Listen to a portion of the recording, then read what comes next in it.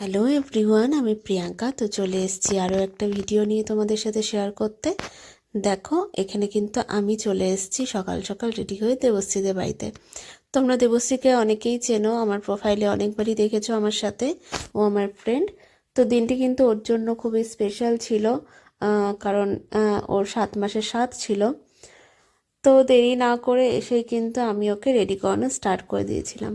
এখানে আমি ওকে শাড়িটার চেঞ্জ করিনি, মানে ওই বলছিল আর চেঞ্জ করবে না, আমি বলছিলাম বাঙালিভাবে পরাবো।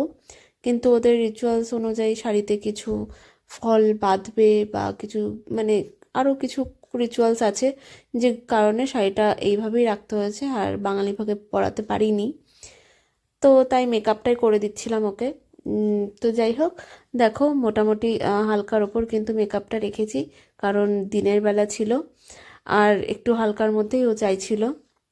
আর এখানে কিন্তু আমি চুলটাও তাড়াতাড়ি করে করে নিয়েছি। আর লোকজন কিন্তু মোটামুটি টুকটাক আসা স্টার্ট করে দিয়েছিল গয়নাগুলো সাজিয়ে নিয়ে, তাই ঝটপট গয়নাগুলো আমি পরিয়ে দিলাম। তোমরা একটু দেখে বলো যে ওকে কেমন লাগছে। বেশ বৃদ্ধির লুক লাগছে না, সাদা লাল পাড় শাড়ি পরে? হ্যাঁ, তো দেখে আমারও ওরকমই লাগছিল কিছুটা।